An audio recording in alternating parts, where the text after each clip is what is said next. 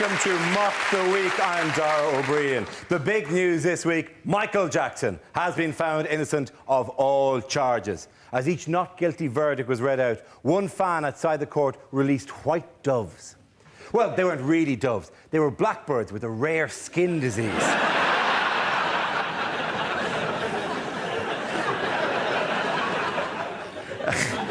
As the verdicts were read out, an emotional Jackson reached for a tissue. You'd really think he'd have found a more tactful way of celebrating. This week, George Bush welcomed the leaders of Ghana, Niger, Botswana, Mozambique and Namibia to the White House, although there was an awkward moment when he said, "Hey you, those lawns won't mow themselves, you know." The US claim they can't afford more money for Africa, as all the spare cash has been allocated to the defence budget by George Bush to guard against a very real threat from North Korea, Iran and, of course, the Sith. Joining me tonight to work their way through a series of satirical games are six of the country's finest comedy performers: John Oliver, Rory Bremner and Al Murray, Joe Brand, Hugh Dennis and Frankie Boyle. Welcome to you all.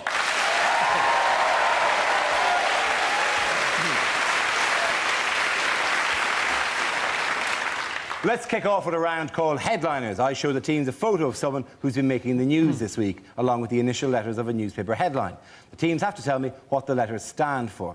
Here's a picture of Michael Jackson, but what does JFNG stand for? Is it Jackson's face needs grouting? Jackson finds nose gone, possibly. Juvenile fears now grow.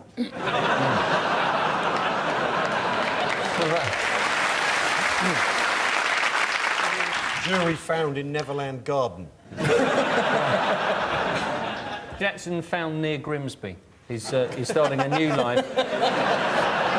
Starting a new life in Grimsby, or Grimethorpe, possibly, where he decided to join the colliery band. Because he likes being near miners.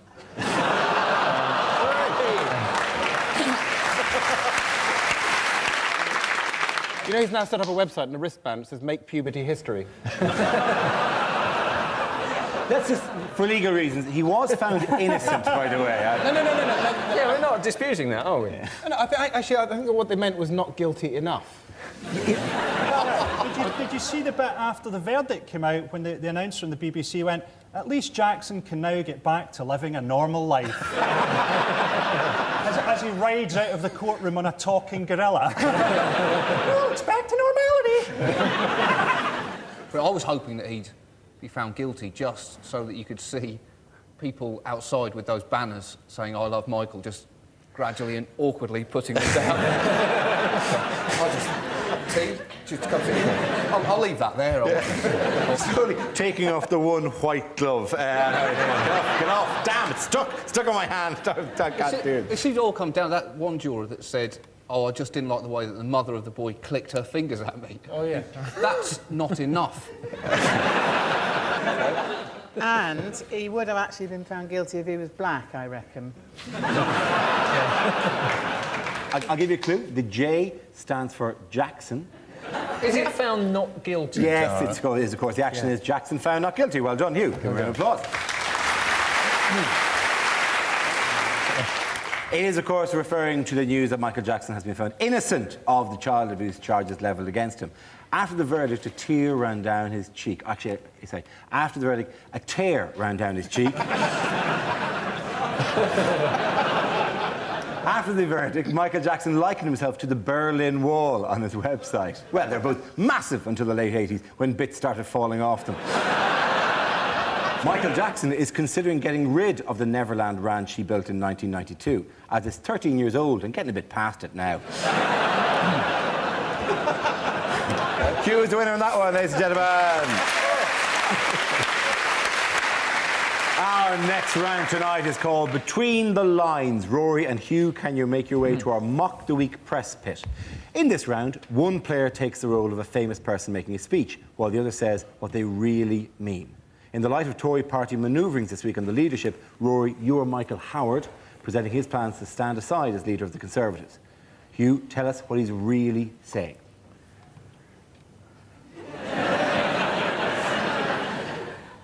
At the last election, we had a remarkable result. We lost. It was a tremendous achievement. We lost really badly. But there's still a lot of work to be done. Bye then.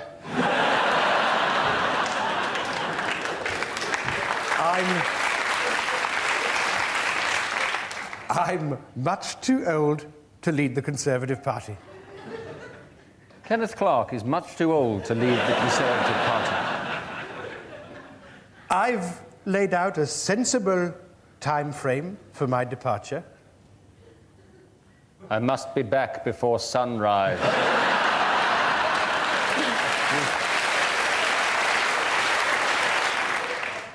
We all know that there were problems with the previous system of selection for the leader. Ian Duncan Smith. This time, I hope we'll have a free and a fair fight. I'll stop David Davis if it kills me.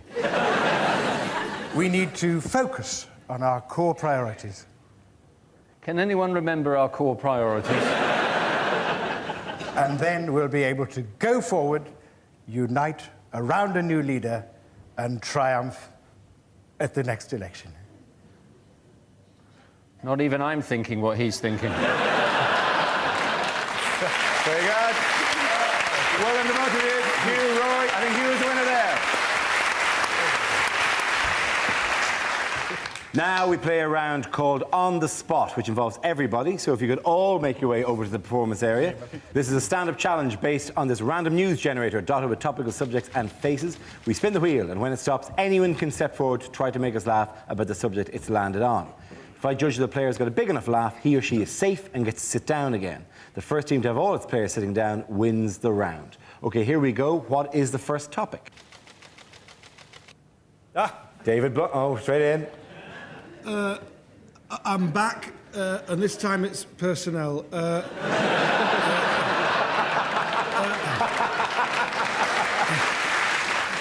When the phone rang, I didn't know whether they'd offered me a job or served me with an antisocial behaviour order.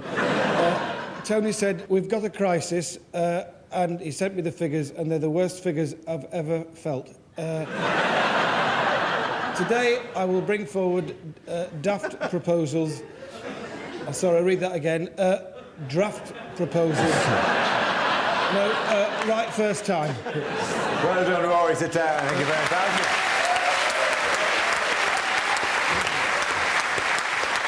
OK, let's have another topic, please.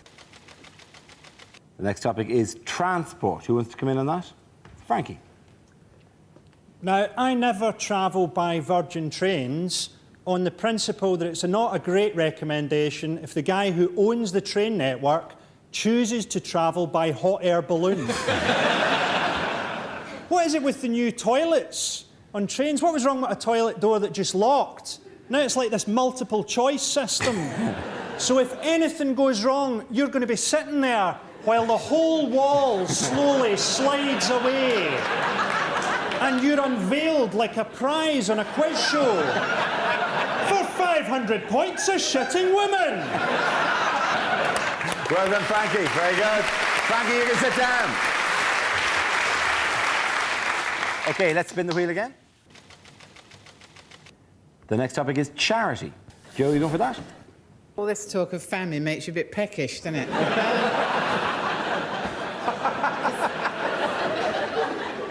It's comic relief, right? Keep asking me if I'll go out to Africa, you know, to sort of comfort people. But how are they going to feel with me getting off the plane? Hello? You're all hungry, are you? I've had a good dinner. And, you know, there are huge problems to be tackled in Africa. I don't know if you know this, but actually in South Africa, you can insure yourself against getting raped because if you catch the HIV virus, treatment's really expensive. And what's that going to be like? You know, you're walking along, some bloke jumps out from behind a hedge, gets his ghoulies out, and you think, oh, Christ, there goes me no claims bonus there. Sit down, Joe, please. OK, let's have another topic.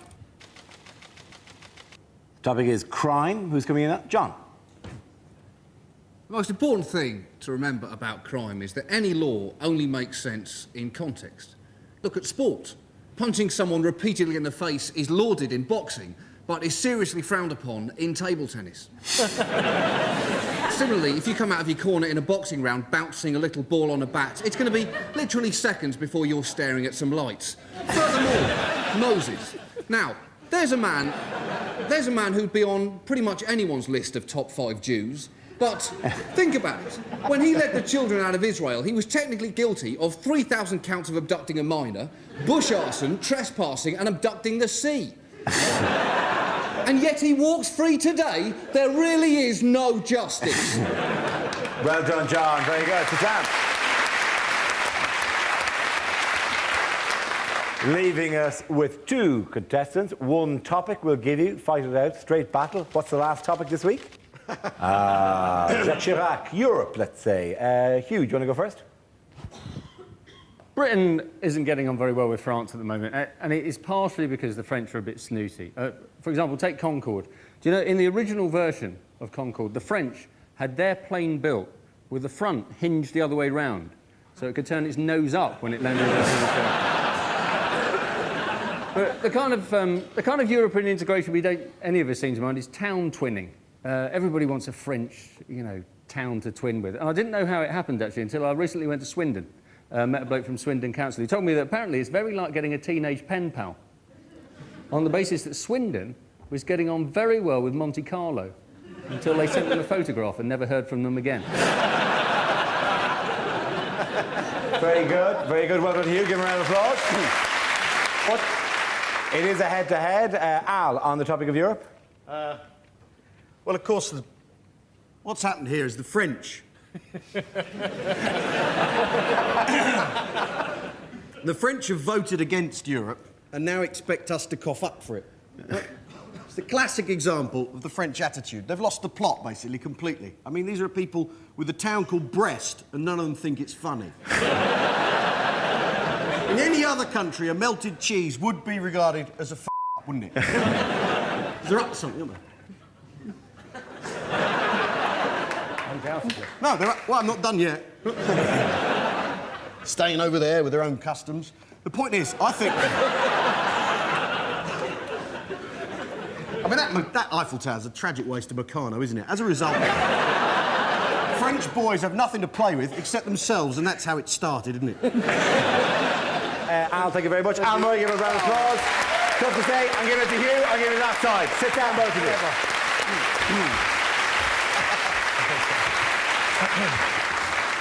Our next round tonight is called If This Is the Answer, What Is the Question? On the board are 6 categories relating to current events. For each category, I read out an answer, and the players have to guess what the question might be. John, do you want to choose? Can I have home news, please? OK. The answer is ridiculously large. What is the question? Is it describe Britain's chances of winning the Olympic bid with the least appropriate phrase possible? Now they're saying that to get us the bid, they're telling everyone that if you say you don't believe in the Olympic bid, somewhere in the world, an Olympian dies. Is it, how big is the average American? What is the name of Eddie Large's new baby? How big was the benefit of the doubt the jury gave Michael Jackson? He was innocent, just for legal reasons. How would my arse look through a telescope? It would just look ridiculously closer. I'll give you a clue. It's to do with Bob Geldof. What were the bids on eBay? Something to do with that. That is absolutely right. Very, very good. Yes.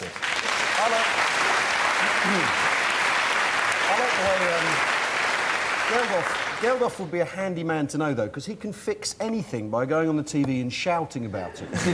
And I have a tumble dryer. The belt's gone, and what would be really great is if Geldof could go on the telly and shout about that, and how it's an outrage. For f***'s sakes, the man's clothes are wet.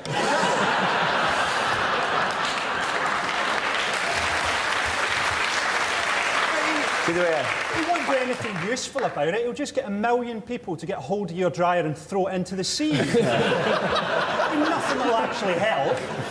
he wants 1 million people to go around to Al's house, take his wet clothes and run them around the garden for 2 hours and then hand them back. Like, that's the way you do it.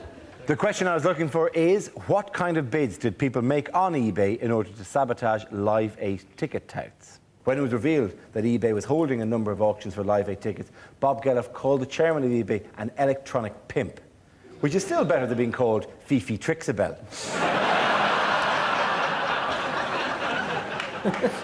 This week as well, the Boomtown Rats announced they are suing Bob Geldof for unpaid royalties, although their actual words were, "Give us our money." Because they too were doing a Bob Geldof impersonation when they did it. Okay, Joe, which category would you like? Can I have European news, please? You go for European. Your category is European news. The answer is very difficult. What is the question? How do you frown when you're Anne Robinson? How does Wayne Rooney find thinking? Is it the answer to the question, have you ever tried to shag a kestrel? Even more difficult if they're flying, apparently. Oh, actually, that doesn't answer the question. That actually sounds like a yes, really. Have you ever tried to shag a kestrel? Very difficult. But boy, if you pull it off, oh, that's a shag you'll remember for the rest of your life. Yeah. Do you think that was the subtext of the film Kes? It was a love story. Is it Jack Straw enjoys basic level Sudoku puzzles? What level of Sudoku puzzles does Jack Straw tell people that he enjoys? And if he'll lie about that, what else will he lie about? I mean, he hasn't lied about it, I've made it up, but I think the point has to stand. You're right. There's no smoke without fire. Exactly, Yeah. unless of course, you've got a smoke machine, but still, the point stands. There is rarely smoke without fire, I meant to say, at that stage, yeah. Well, not if you've got a toaster, I find. How easy is it to set fire to a swimming pool? I'll give you a clue. It's to do with a rocky relationship. Well, Anglo-French relations. It is essentially. How are they doing? The question I was looking for is, how did Tony Blair describe negotiations between France and Britain over the EU? It refers to Tony Blair's ongoing row with Jacques Chirac, who wants Britain to reduce its rebate. Talks between Blair and Chirac collapsed on Tuesday night, leaving Anglo-French relations at their lowest ebb since Tuesday afternoon. Ladies and gentlemen, the winner of that round, I think it has to be Al. I'll give it that for a reason.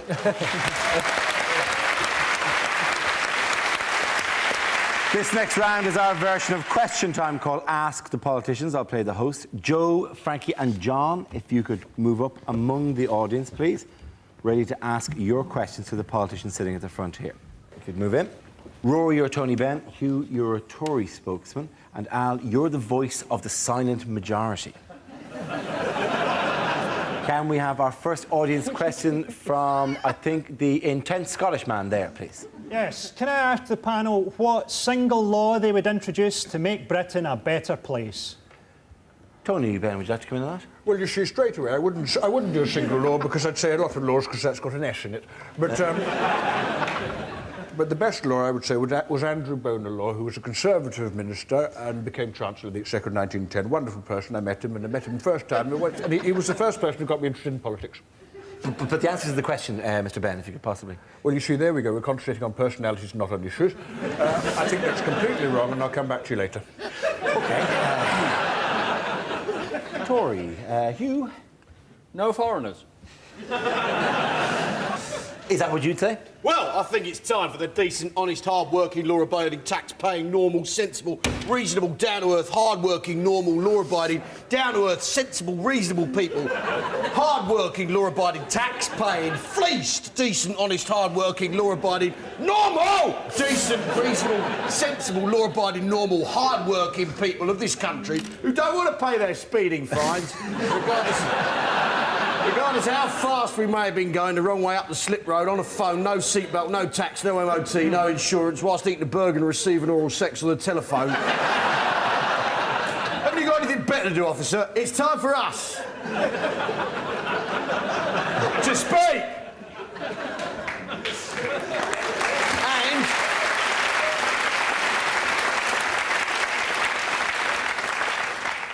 hanging, obviously. Let's go to our second question. The swarthy Greek lady on that side there, please.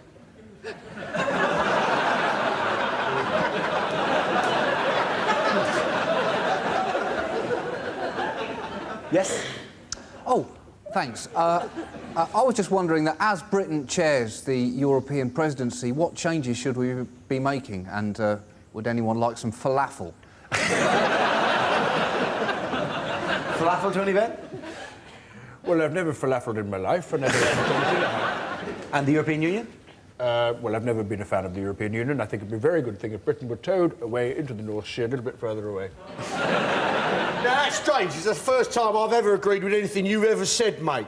Right? As a Well, member- you've obviously not been listening. That's all I can say. I've been listening. I've simply chosen to remain silent up until now. Well, I must say you're very vocal. No, I'm sorry, I'm the but- voice of the silent majority. Well, I must say... Obviously, having said that, I'm no longer a member, but the point... I think European Union, change your name to the British Empire as a mark of gratitude. Call the euro the pound, right? And new kit. That, you surely would possibly agree with that? I feel, really, the very best thing to do would be to move the European Parliament to the Millennium Dome. They're both a waste of money. It'd be good to get them both lumped together. OK, the lady there in the middle. You have a question? Indeed. Now that Cub Scouts don't have to swear allegiance to the Queen and God anymore, who do the panel think that they should swear allegiance to? Tony Benn. I think you have to go a long way to beat Clement Attlee. I mean, you look at the 1945 Labour Manifesto, it's a poem. It's a wonderful poem. Absolutely. And Clement is... But surely there has to be something more contemporary than that. We're talking about socialism, I understand that. So I think if you wanted to put something contemporary in socialism, we'd have to go back a long way. But no, or Asquith. Asquith, OK. Ashley or Asquith? I, personally, have sworn allegiance to a Cub Scout. He's absolutely lovely and he does marvellous things with his woggle. One phone call, you're on a register. You understand me? Who would you pledge allegiance to? Voice of the silent majority? Well, speaking for the people who would have shot that burglar a third time,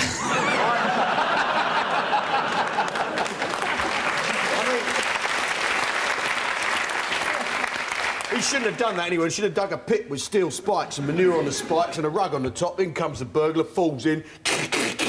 Who's there? Who would I swear allegiance to? Yeah. Well, in fact, this is nonsense, isn't it? It's got to be the Queen. You've got to go back to the Queen. And I love the royal family. Not just out of mindless loyalty. If not that, then what? I fancy her. They're all dirty, those German birds, aren't they? Do you follow the rules of etiquette when meeting the royal family? What are you talking about? I recently discovered that one is not meant to turn one's back on the Queen. I don't understand. She's very unlikely to nick anything. We feel this discussion may go on all night, so instead let's wrap it up and say thank you to all the panelists. The winner was Al on that particular game. Down you come from the audience.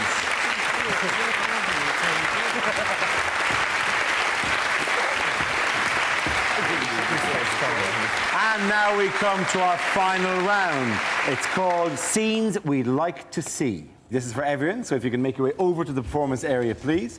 I call it ideas for scenarios we'd love to see, and the performers come in with their suggestions. So if you're all ready, here we go with the very first of these. Bad ways to start a party political broadcast. Hello.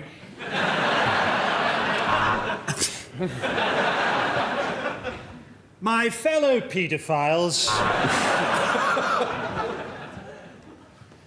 Hang on, I'll be with you in a minute. Good moment! As you know, the football is on the other channel. Well, I'm sorry to say that it is mostly the blacks. Hello, I'm John Prescott. Now, I expect you're wondering why I'm making... I think our policies are best expressed in song.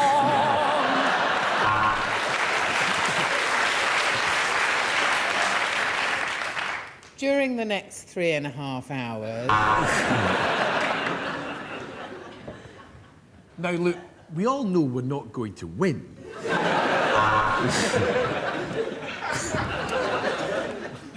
Death to the West.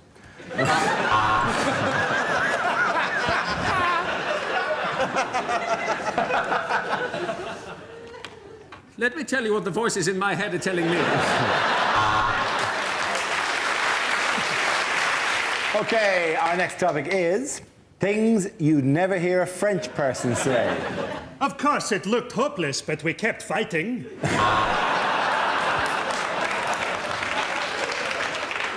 I'd like a bottle of Burgundy and a Dairy Lee Dunker, please.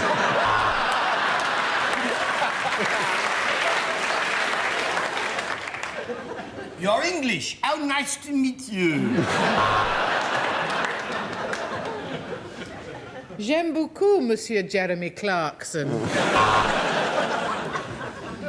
I've just bought a wonderful little holiday home in the south of Birmingham.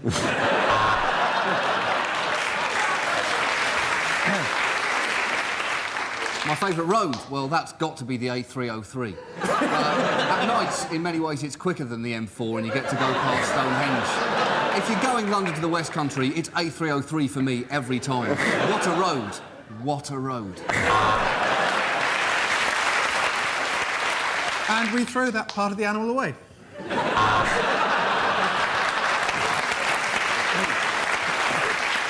Okay, our next topic is what the voices in Tony Blair's head are saying. You will obey. You will obey.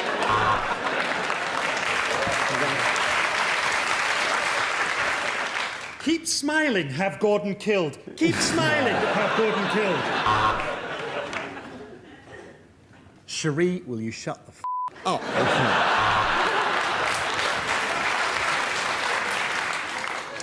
Oh, look, there's Cherie. That reminds me, I must post a letter.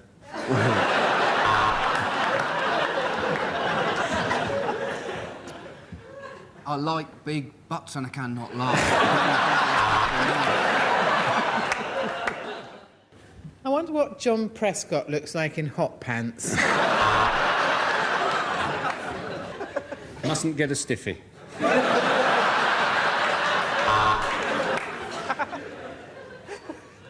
Damn it, got a stiffy.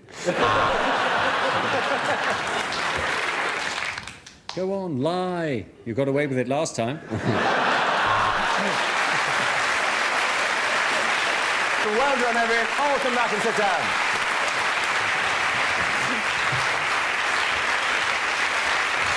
That is the end of the show. This week's winners are Joe Brown, Hugh Dennis and Frankie Boyle. Commiserations to Al Murray, Rory Bremner and John Oliver. Thank you for watching. Until next week, good night.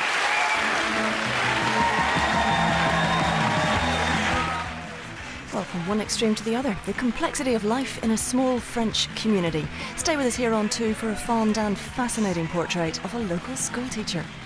We are the